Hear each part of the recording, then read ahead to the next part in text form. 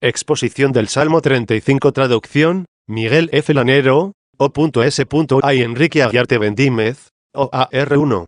V.2. Ponga vuestra caridad un poco de atención al texto y a los misterios de este salmo, y recorrámoslo sin detenernos, ya que es claro en muchos de sus pasajes.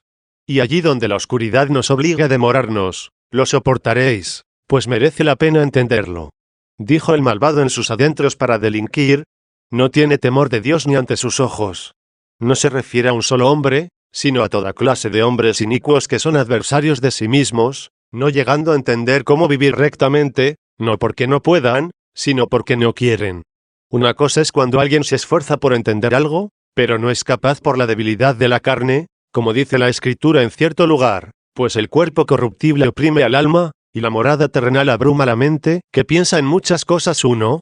Y otra distinta es cuando un perverso mueve el corazón humano contra sí mismo, y lo que era comprensible si hubiera buena voluntad, se torna incomprensible, pero no porque sea difícil, sino porque su voluntad es adversa.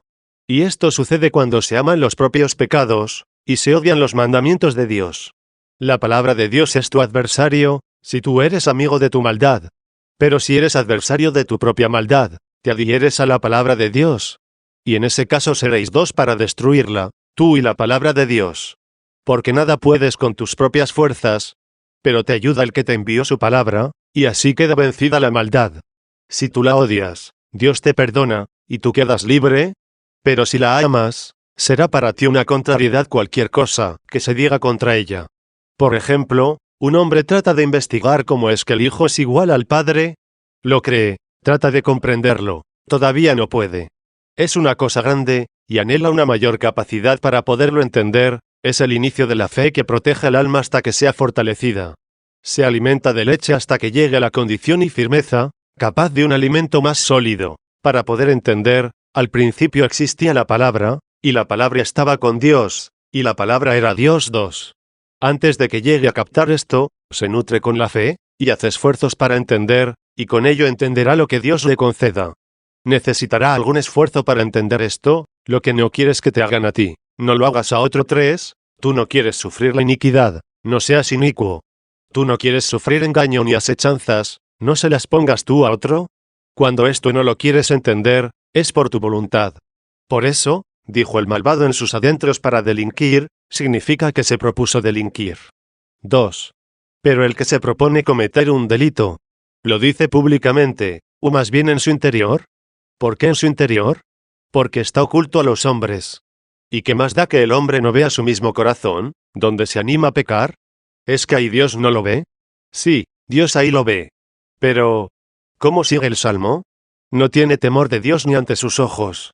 Teme ante los ojos de los hombres. No se atreve a manifestar públicamente su maldad, para no ser reprendido o castigado por los hombres. Se aparta pues de la vista de los hombres. ¿A dónde? A sí mismo. Entra en su interior, donde nadie lo ve. Allí maquina engaños, insidias y delitos, nadie ve nada. Pero ni siquiera allí, consigo mismo, podría tramar nada, si pensara que Dios lo está viendo.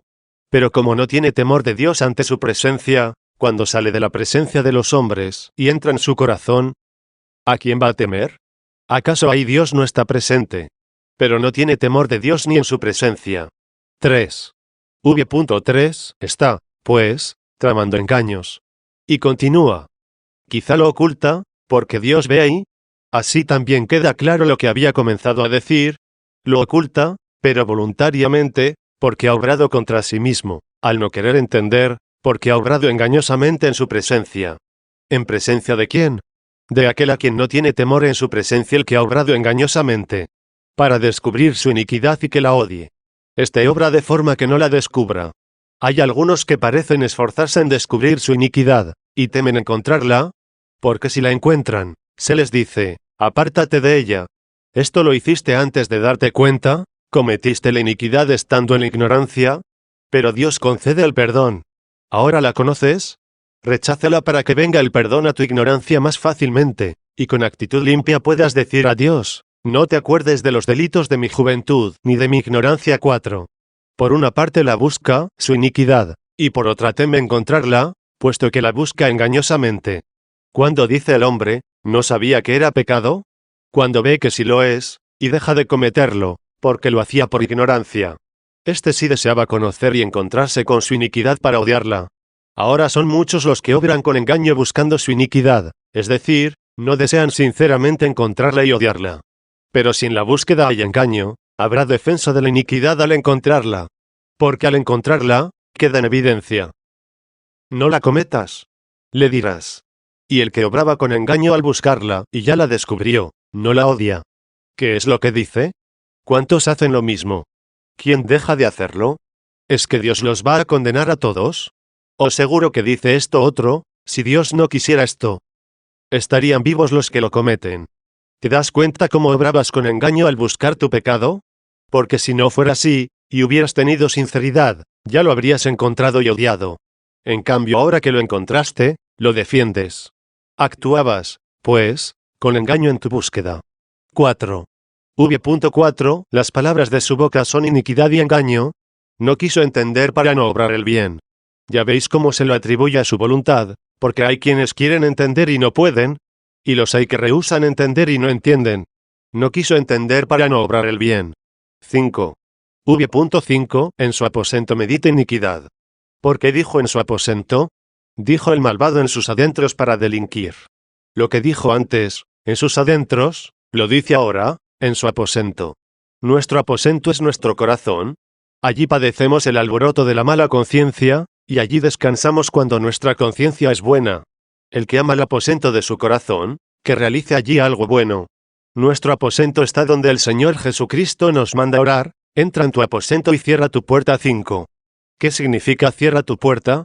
Que no esperes de Dios las cosas de fuera, sino las que están dentro, y tu Padre que ve en lo escondido, te lo retribuirá. 6. ¿Quién es el que no cierra la puerta? El que pide a Dios, como si valieran mucho, los bienes de este mundo, y a eso se reducen todas sus peticiones. Está abierta tu puerta, la gente te ve cuando estás orando. ¿Qué es cerrar tu puerta? Que le pidas a Dios lo que solo Dios sabe cómo concedértelo. ¿Y qué es aquello que pides, para lo cual cierras la puerta? Lo que el ojo no vio, ni el oído oyó, ni llegó a vislumbrar el corazón del hombre. 7. Quizá nunca entró en tu aposento, es decir, en tu corazón. Pero Dios sí sabe lo que va a darte. ¿Y cuándo será esto? Cuando se manifieste el Señor, cuando aparezca como juez. Pero nada más conocido que la sentencia del juez a los de su derecha: venid, benditos de mi Padre, recibid el reino preparado para vosotros desde el comienzo del mundo. 8. Estas palabras las oirán los que estén a su izquierda, y gemirán con un estéril arrepentimiento. 9. Porque cuando estuvieron en vida no lo quisieron practicar fructuosamente. ¿Por qué gemirán? Porque ya no hay lugar a la corrección. Ellos, a su vez, huirán, id al fuego eterno, preparado para el diablo y sus ángeles. 10. Esta es la mala noticia. Los justos se alegrarán con la buena noticia, porque así está escrito: el justo tendrá un recuerdo eterno, y no temerá la mala noticia. 11. ¿Qué mala noticia? La que tendrán que escuchar los otros: id al fuego eterno. Dios, que puede hacer mucho más de lo que pedimos o entendemos. 12. Busca nuestro secreto gemido, a fin de que le seamos gratos a sus ojos, y no nos jactemos ante los hombres de nuestra justicia, como si se debiera a nosotros. Porque el que quiere con su justicia agradar a los hombres, no lo hace para que alaben a Dios quienes lo ven, sino con la intención de ser él alabado. Este no cierra la puerta al bullicio, y entonces, con la puerta abierta a este bullicio, Dios no oye su gemido como lo quiere oír. Esforcémonos por purificar el recinto de nuestro corazón, para que ahí se pueda estar con comodidad. Vuestra caridad conoce bien cuánto tienen muchos que sufrir en la vida pública, en tribunales, en los altercados, en las rivalidades, en los negocios con sus problemas. Como todos, cansados de los afanes de afuera, corren a su casa para descansar, y procuran terminar lo antes posible con los problemas de fuera de casa, y gozar del descanso del hogar. Cada cual tiene su propia casa para descansar. Pero si también en casa se siente molesto, ¿dónde podrá descansar? ¿Qué hacer entonces? Necesario es que al menos en casa tenga reposo. Pero si fuera tiene que sufrir a sus enemigos, y dentro a una mala esposa, se va a la calle. Cuando quiere descansar de las amarguras de fuera, entra en su casa. Pero cuando ni siquiera en casa descansa, y fuera tampoco, ¿dónde habrá descanso para él? Al menos en el aposento de tu corazón, y así te puedas recoger en el interior de tu conciencia. Y si allí por fin encontraste una esposa que no te dará amarguras, La sabiduría de Dios, únete a ella, descansa en el interior de tu aposento, que no te eche de allí el humo de una mala conciencia. Pero el otro se retiraba allí para tramar engaños, donde no era visto por los hombres, como dice este pasaje de la Escritura. Y sus cavilaciones allí eran tales, que no hallaba reposo ni en su corazón. En su aposento medita la iniquidad. 6. Se detuvo en todo camino no bueno. ¿Cuál es el sentido de se detuvo? Que se ha pecado con perseverancia.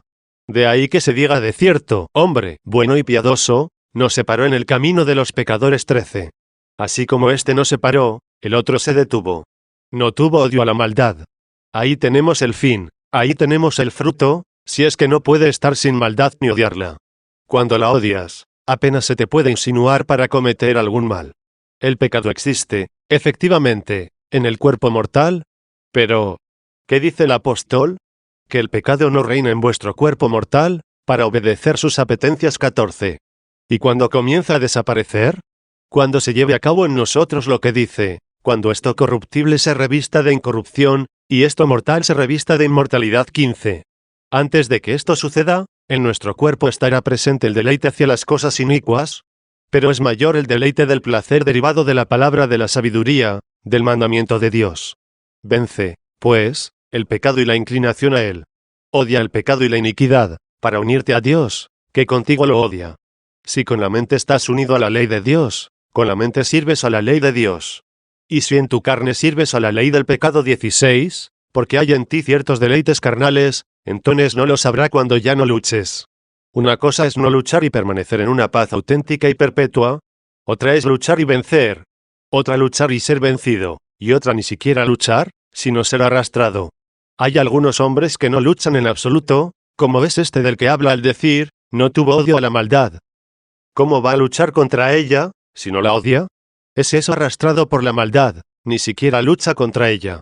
Los hay también que comienzan la lucha, pero como confían en sus fuerzas, para mostrarle Dios que la victoria es suya. Si el hombre se somete a Dios, sucede que los que luchan por su cuenta son vencidos, y cuando parece que empiezan a adquirir la justicia, se vuelven soberbios y se destruyen.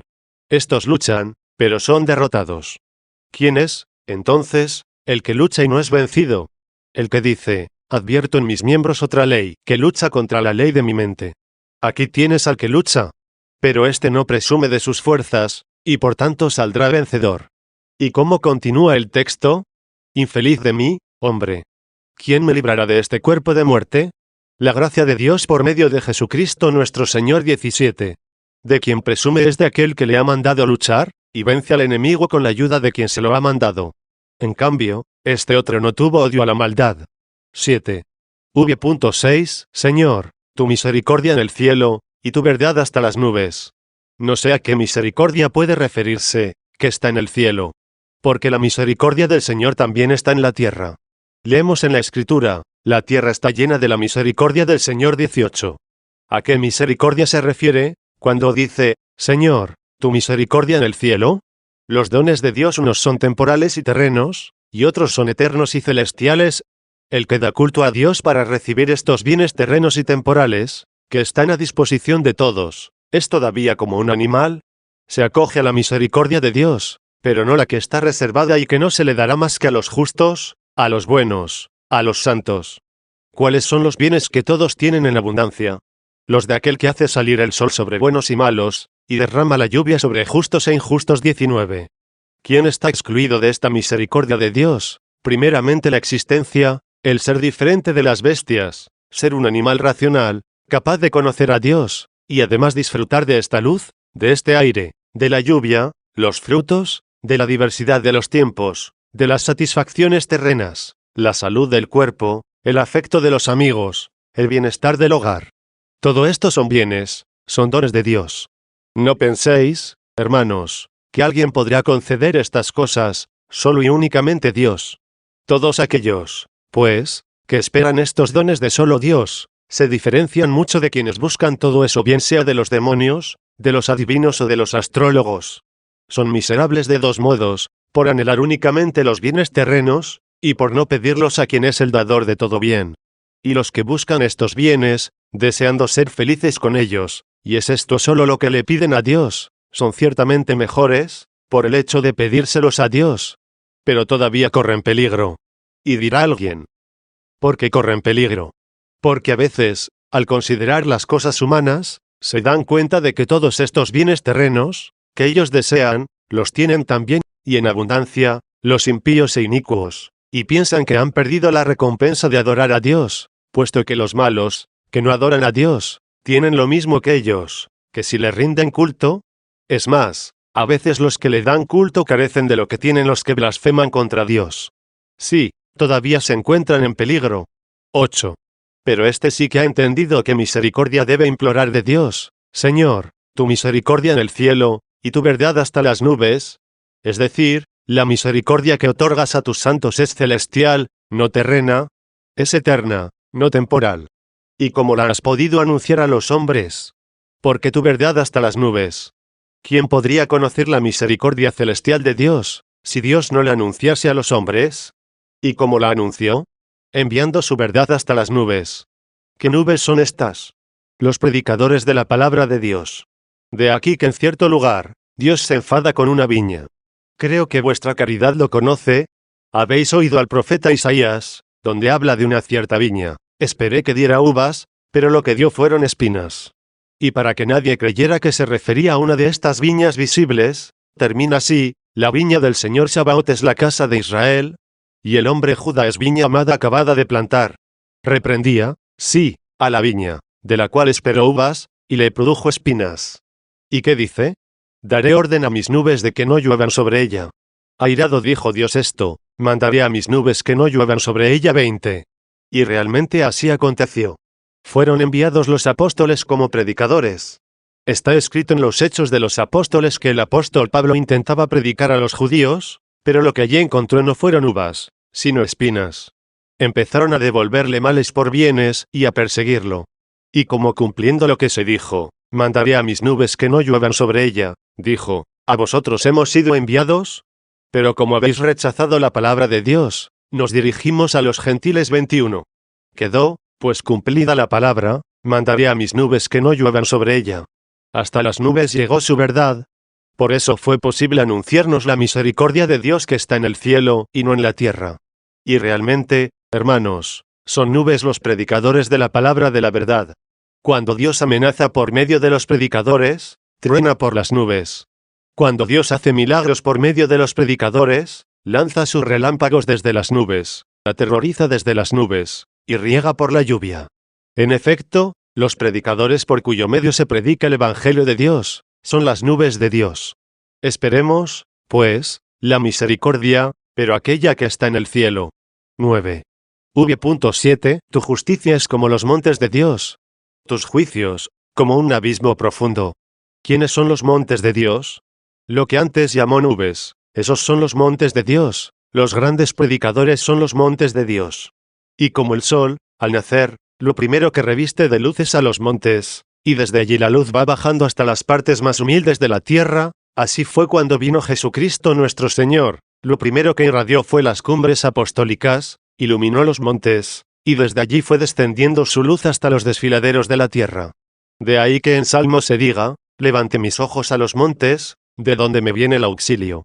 Pero no vayas a pensar que el auxilio te lo van a dar los mismos montes. Ellos reciben lo que dan, no lo dan de lo suyo.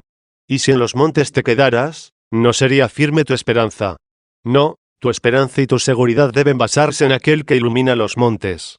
El auxilio te llegará de los montes, puesto que las Escrituras se te han servido por medio de los montes, los grandes predicadores de la verdad. Pero no pongas en ellos tu esperanza. Escucha lo que se dice a continuación: levanto mis ojos a los montes, ¿de dónde me vendrá el auxilio? ¿Son, entonces, los montes quienes te auxilian? No. Escucha lo que sigue: el auxilio me viene del Señor, que hizo el cielo y la tierra. 22.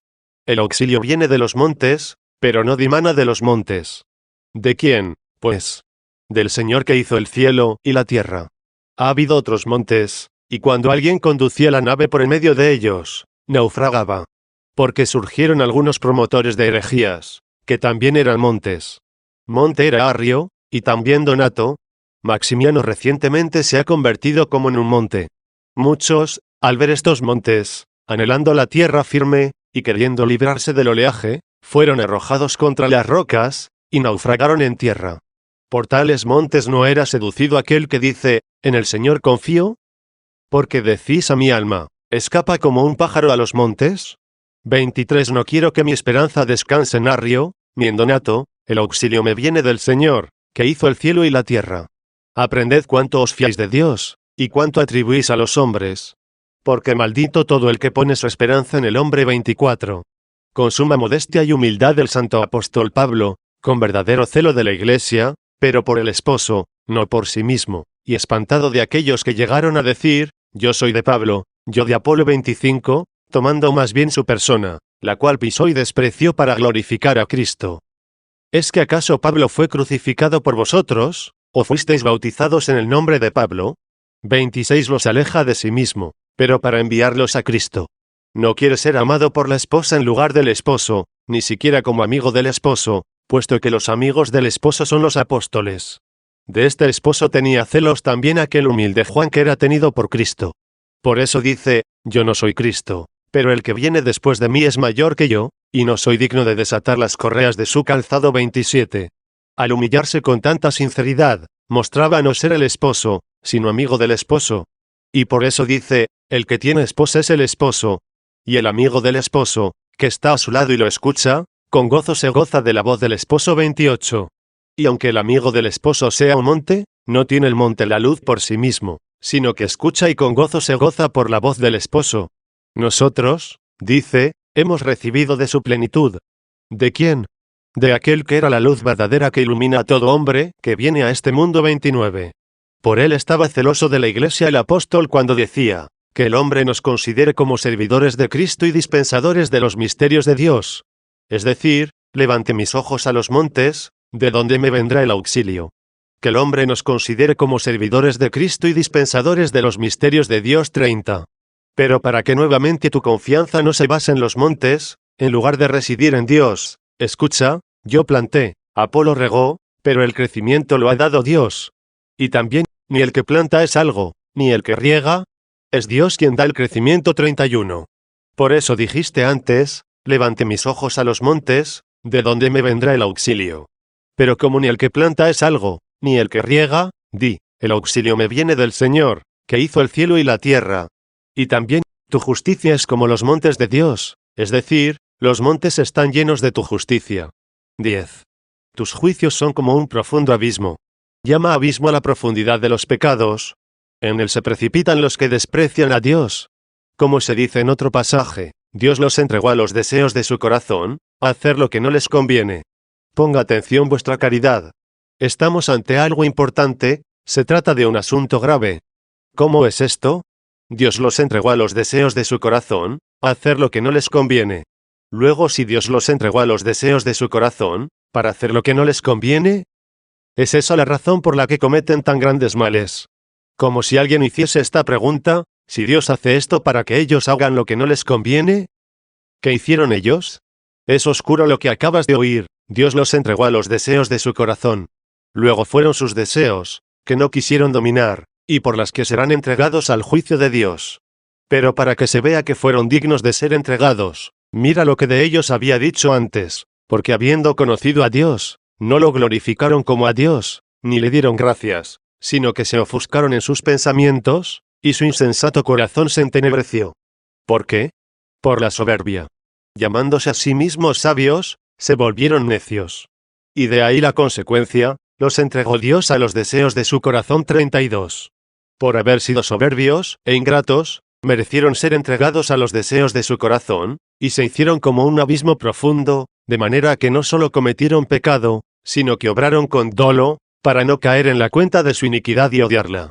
Esta es la profundidad de su malicia, el negarse a descubrirla y rechazarla.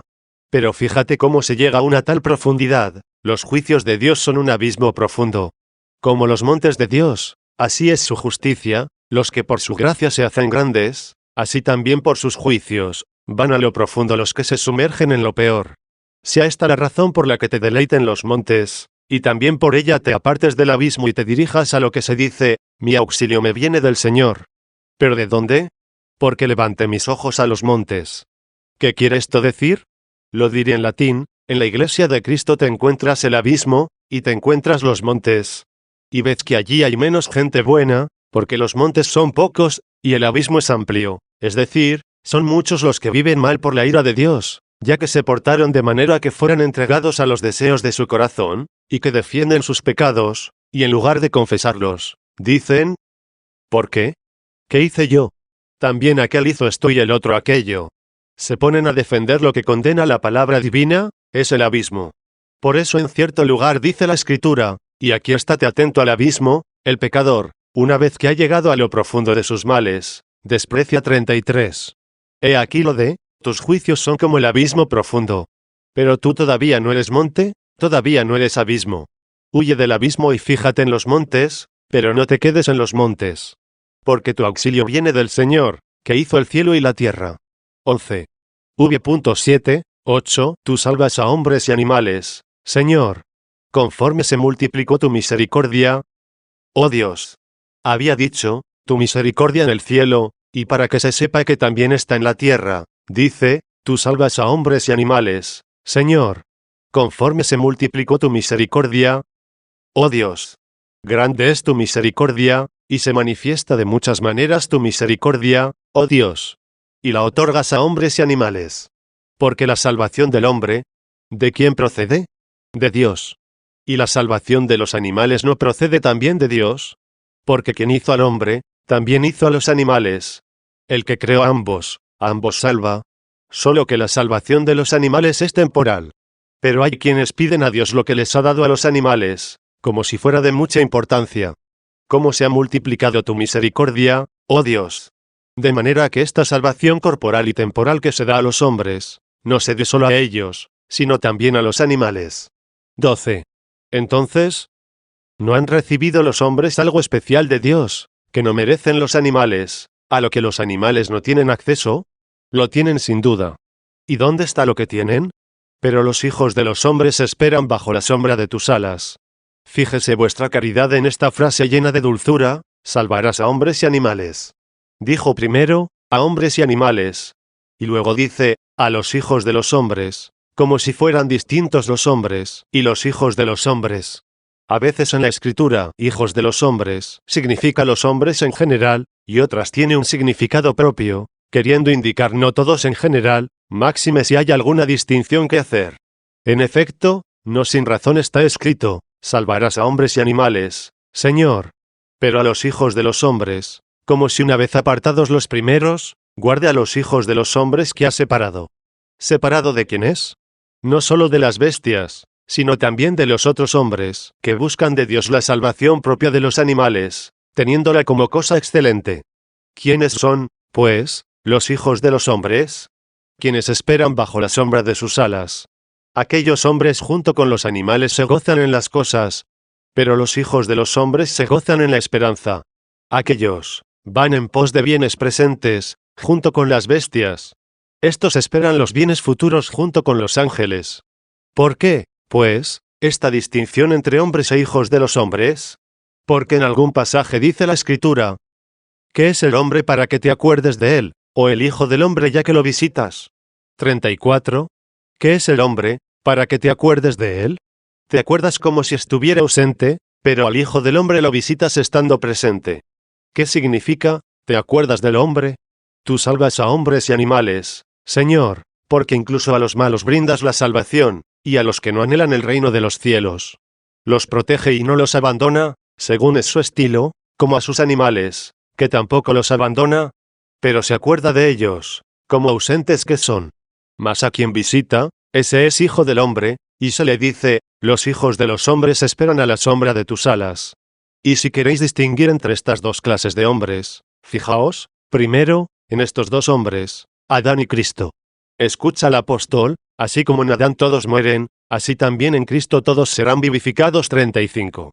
Nacemos en Adán para morir, resucitamos en Cristo para vivir siempre. Cuando somos portadores de la imagen del hombre terreno, somos hombres. Cuando llevamos la imagen del hombre celestial, somos hijos de los hombres, ya que Cristo fue llamado el Hijo del Hombre. 36. Adán era hombre, pero no hijo del hombre. De ahí que pertenezcan a Adán los que desean los bienes carnales y esta salvación temporal. Les exhortamos a que sean hijos de los hombres, que esperan bajo la sombra de sus alas, y desean aquella misericordia que está en el cielo, y que ha sido anunciada por medio de las nubes. Pero si no son capaces todavía, al menos, mientras tanto, que no deseen los bienes temporales más que del único Dios, que se sometan así al Antiguo Testamento, para que puedan llegar al Nuevo. 13.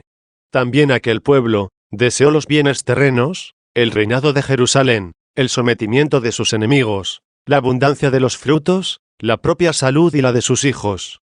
Deseaban esas cosas y las recibían, custodiados bajo la ley. Deseaban de Dios los bienes que también da a los animales, porque todavía a ellos no había venido el Hijo del Hombre, para que llegasen a ser hijos de los hombres. Y sin embargo ya tenían nubes, que les anunciasen el Hijo del Hombre. A ellos vinieron los profetas, que les anunciaron a Cristo. Y había algunos de entre ellos que entendían y llegaban a tener esperanza de recibir la misericordia que está en el cielo. Los había también que solo aspiraban a realidades materiales y a una felicidad terrena y temporal. A estos se les deslizaban los pies hacia la construcción o adoración de ídolos. Y cuando Dios les amonestaba, les castigaba en todo aquello que era su deleite, arrebatándoselo, y cuando sufrían hambre, guerras, pestes, enfermedades, ellos se volvían a los ídolos. Todos esos bienes, tan importantes para ellos, y que debían implorar a Dios, lo esperaban de los ídolos, y abandonaban a Dios. Se fijaban en que los mismos bienes que ellos anhelaban, los tenían en abundancia los impíos y delincuentes, y creían que ellos daban culto a Dios inútilmente, ya que no les otorgaba la recompensa terrena. Oh, hombre, eres un obrero de Dios. El tiempo de recibir el salario vendrá después. ¿Por qué exiges el salario antes del trabajo? Si llega un trabajador a tu casa, ¿le darás su salario antes de terminar su obra? Lo tendrías por un perverso si dijese, primero quiero recibir el salario, y luego trabajaré. Te enfadarías. ¿Por qué te enfadarías? Porque no tuvo fe en el hombre, que es mentiroso. ¿Y Dios cómo es que no se enoja, cuando tú no das fe a la misma verdad? ¿Te dará lo que te prometió? No te engañará, porque es la misma verdad quien lo prometió. ¿O acaso tienes miedo de que no tenga que darte? Es omnipotente. No temas que falte quien te dé. Es inmortal. No temas que alguien le suplante. Es eterno, estate seguro. Si quieres que tu obrero crea en ti toda la jornada, cree también tú en Dios durante toda tu vida, puesto que tu vida es un instante de tiempo para Dios. ¿Y tú qué serás? Los hijos de los hombres esperarán bajo la sombra de tus alas. 14. V.9. Se embriagarán de la abundancia de tu casa. No sé qué cosa grande nos promete. Quiere decirlo, pero no lo dice. ¿Es que no puede, o quizá no lo entendemos? Me atrevo a decir, hermanos, refiriéndome incluso a las santas lenguas y corazones, por medio de los cuales la verdad nos fue anunciada, que no se puede decir ni pensar lo que anunciaban. Se trata de algo grande e inefable, y ellos mismos lo vieron parcialmente y como un enigma, según dice el apóstol, ahora vemos parcialmente y como un enigma. Entonces cara a cara 37. Así es, lo que ellos vieron como un enigma, eso nos transmitieron. ¿Cómo seremos cuando veamos cara a cara lo que ellos concebían en su corazón, y no eran capaces de expresar con la lengua, de forma que los hombres lo entendieran? ¿Qué necesidad había de decir, se embriagarán de la abundancia de tu casa? Buscó una palabra que lo expresase, hablando de cosas humanas, y como vio a los hombres sumergiéndose en la embriaguez por beber vino sin medida, perdiendo la mente, encontró la expresión adecuada, porque cuando se haya recibido aquella alegría inefable, de algún modo desaparece la mente humana, y se hace divina, embriagándose de la abundancia de la casa de Dios. Se dice, de hecho, en otro salmo, tu cáliz embriagador, ¡qué excelente es! 38 Los mártires estaban embriagados con este cáliz, cuando, al dirigirse a sus padecimientos, no reconocían a los suyos. ¿Quién tan ebrio como el que no reconoce a su esposa que llora, a sus hijos, a sus parientes? No los reconocían, parecía que no estuvieran ante sus ojos. No te extrañes, estaban ebrios. ¿Por qué lo estaban? Mirad, bebieron el cáliz con el cual se embriagaron. De ahí que él da gracias a Dios, diciendo, ¿quedaré al Señor por todo lo que me ha dado? Tomaré el cáliz de la salvación, e invocaré el nombre del Señor 39. Así que, hermanos, seamos hijos de los hombres, esperemos bajo la sombra de sus alas, y embriaguémonos con la abundancia de su casa. Hablé como pude, y como puedo veo, pero no puedo expresarme conforme a lo que veo. Se embriagarán de la abundancia de tu casa, y les darás a beber del torrente de tus delicias. Se llama torrente al agua que viene impetuosa. Habrá ímpetu de misericordia divina, para regar e inundar a los que ahora ponen su esperanza bajo la sombra de sus alas. ¿Cuál es esa delicia? Es como un torrente que embriaga a los sedientos. Ahora, pues, el que tenga sed que ponga su esperanza. El sediento tenga esperanza, se embriagará con la realidad. Antes de poseer la realidad, esté sediento en esperanza. Dichosos los que tienen hambre y sed de justicia, porque serán saciados. 15. V.10. ¿De qué fuente serás regado, y de dónde mana un tan abundante torrente de sus delicias? Porque en ti, dice, está la fuente de la vida. ¿Quién es la fuente de la vida, sino Cristo?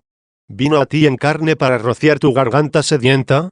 Saciará al que tiene esperanza, él, que roció al que tenía sed. Porque en ti está la fuente de la vida, y en tu luz veremos la luz. Aquí una cosa es la fuente y otra la luz. Allá no será así. Porque lo que es la fuente, eso mismo es la luz. Llámalo como quieras, pero no es lo que tú lo llamas. No se puede encontrar un nombre apropiado, no se contiene en un solo término. Si dijeras que es solo luz, se te respondería, ¿no es razonable decir de mí que tengo hambre y sed? Porque, ¿quién puede comer la luz? Con toda verdad se me ha dicho, dichosos los limpios de corazón, porque ellos verán a Dios. 41. Si es luz, prepararé mis ojos. Prepara también tu garganta, porque lo que es luz, también es fuente, fuente porque sacia a los sedientos, luz porque ilumina a los ciegos. En este mundo frecuentemente en un lugar es luz y en otro fuente. Hay veces que las fuentes fluyen en las tinieblas. Y otras veces en pleno desierto sufrirás el sol, y no encontrarás la fuente. Aquí ambas cosas pueden separarse. Allá no te fatigarás porque es la fuente, y no estarás en tinieblas porque es la luz. 16. V.11. Otorga tu misericordia a los que te conocen, y tu justicia a los rectos de corazón. Ya hemos dicho varias veces que rectos de corazón son los que en esta vida siguen la voluntad de Dios. A veces la voluntad de Dios es que estés sano y otras veces que estés enfermo. Si cuando estás sano te es dulce la voluntad de Dios, y cuando enfermo te es amarga, no eres recto de corazón. ¿Por qué? Porque no quieres encauzar tu voluntad a la de Dios, sino que pretendes torcer la voluntad de Dios hacia la tuya. La de Dios es recta, y tú eres torcido. Deberá ser corregida tu voluntad según la suya, y no torcida la suya hacia ti. Entonces tendrás un corazón recto. Si aún no le va bien en este mundo, que bendiga al Dios que lo consuela. Si tiene que sufrir, bendiga a Dios porque lo corrige y lo prueba. Serás también recto de corazón diciendo, bendeciré al Señor en todo tiempo, su alabanza está siempre en mi boca. 42. 17. V.12. Que no se acerque a mí el pie de la soberbia. Antes había dicho, bajo la sombra de tus alas esperarán los hijos de los hombres, y se embriagarán con la abundancia de tu casa. Cuando comiencen todos a regarse con la abundancia de esta fuente, tengan cuidado de no ensoberbecerse. No le faltó al primer hombre, Adán, pero se le acercó el pie de la soberbia, y lo apartó la mano del pecador, es decir, la mano soberbia del diablo. Y lo mismo que su seductor había dicho, pondré mi trono hacia el aquilón. 43, del mismo modo lo convenció a él, probad y seréis como dioses. 44. Por la soberbia, sí, hemos caído, hasta llegar a esta mortalidad. Las heridas que nos causó la soberbia, nos las cura la humildad. Dios vino humilde, para curarle al hombre la profunda herida de la soberbia. Vino porque la palabra se hizo carne, y habitó entre nosotros. 45. Fue apresado por los judíos y ultrajado. Ya habéis oído, cuando se leyó el Evangelio, ¿qué dijeron y a quién se lo dijeron? ¿Tienes un demonio? 46. Pero él no les contestó, el demonio lo tenéis vosotros, porque permanecéis en vuestros pecados, y el diablo es el dueño de vuestro corazón. No, esto no lo dijo, aunque si lo hubiera dicho diría la verdad. Pero no era todavía el tiempo de decirlo, para no dar la impresión de que no predicaba la verdad, sino que les devolvía la maldición. Dejó pasar el insulto como si no lo hubiera oído. Era el médico, y había venido a sanar al que estaba loco. Así como el médico no se preocupa de lo que diga el loco, sino de cómo curar su locura. Ni hace caso tampoco de algún puñetazo que pueda recibir de él. El uno le causa nuevas heridas, pero el otro le cura su vieja fiebre. Así es como el Señor vino al enfermo, vino al loco, no teniendo en cuenta todo lo que oyera o padeciera, enseñándoles de esta forma la humildad, para que los doctos se curasen de su soberbia por la humildad, de la cual éste pide ser liberado, diciendo, que no se me acerque el pie de la soberbia, y que no me aparte la mano del pecador. Si se me acerca el pie de la soberbia, me aparta la mano del pecador. ¿Cuál es la mano del pecador? La maquinación del que persuade al mal. ¿Te has hecho un soberbio? Pronto te corromperá el que te persuade al mal. Afiánzate con humildad en Dios, y no te preocupes mucho de lo que se te diga. De aquí procede lo que se dice en otro lugar: límpiame de mis pecados ocultos, y de los ajenos perdona a tu siervo. 47. ¿Cuáles son mis pecados ocultos? Que no se me acerque el pie de la soberbia. ¿Y qué es? Y de los ajenos perdona a tu siervo. Que no me aparte la mano del malvado. Conserva lo que está dentro, y no temerás a lo de fuera. 18. V.13. ¿Por qué temes tanto esto? Es como si dijera: aquí cayeron todos los que obran la iniquidad. Vinieron a parar a aquel abismo, del que se dijo: tus juicios son como un abismo profundo, y a ese pozo habían de llegar, a donde cayeron los pecadores que lo desprecian. Cayeron, dice. ¿Dónde fue su primera caída? Por el pie de la soberbia. Mirad el pie de la soberbia, ellos, habiendo conocido a Dios, no lo glorificaron como a Dios. Se les acercó el pie de la soberbia, y de allí fueron a parar al abismo. El Señor los entregó a los deseos de su corazón, para hacer lo que no les convenía. 48. Tuvo temor tanto de la raíz como de la cabeza del pecado, quien dijo: que no me alcance el pie de la soberbia. ¿Por qué lo llamó pie? Porque al caer en la soberbia abandonó a Dios y se separó. Llamó pie a su deseo. Que no se me acerque el pie de la soberbia, y no me aparte la mano del pecador, es decir, que las obras del pecador no me separen de ti, queriéndolas imitar. Porque dice en contra de la soberbia lo siguiente: aquí cayeron los que obran la iniquidad. Porque los que ahora son inicuos, han caído en la soberbia. Por eso el Señor, al querer prevenir a la iglesia, dice: ella estará al acecho de tu cabeza, y tú de su calcañar. 49. La serpiente observa cuando se te acerca el pie de la soberbia, cuando resbalas, para hacerte caer. Tú estate atento a su cabeza. El principio de todo pecado es la soberbia. 50. Allí cayeron los que obran la iniquidad. Fueron arrojados y no se pudieron mantener en pie. El primero aquel que no permaneció en la verdad, y luego, por su influjo, aquellos que Dios expulsó del paraíso. De ahí que aquel humilde que se declaró indigno de desatar la correa del calzado, no fue arrojado. Al contrario, está en pie y escucha al Señor, gozándose profundamente en la voz del esposo. 51, no de la suya, no sea que se le acerque el pie de la soberbia y sea arrojado, sin poder permanecer en pie. 19. Y si hemos sido tediosos y pesados para algunos de vosotros, ya hemos terminado el salmo, pasó el cansancio y nos alegramos porque hemos expuesto el salmo entero. Al llegar a la mitad, temiendo seros pesado, iba a dejarlo. Pero pensé que nuestro plan iba a quedar truncado, y no iba a ser tan fácil reanudarlo desde la mitad, como completándolo todo hasta el final. Preferí cansaros, antes que dejar el resto, quedando la exposición incompleta. Además, os debo también para mañana un sermón. Orad por mí para que lo pueda exponer, y vosotros traed la boca hambrienta y los corazones devotos.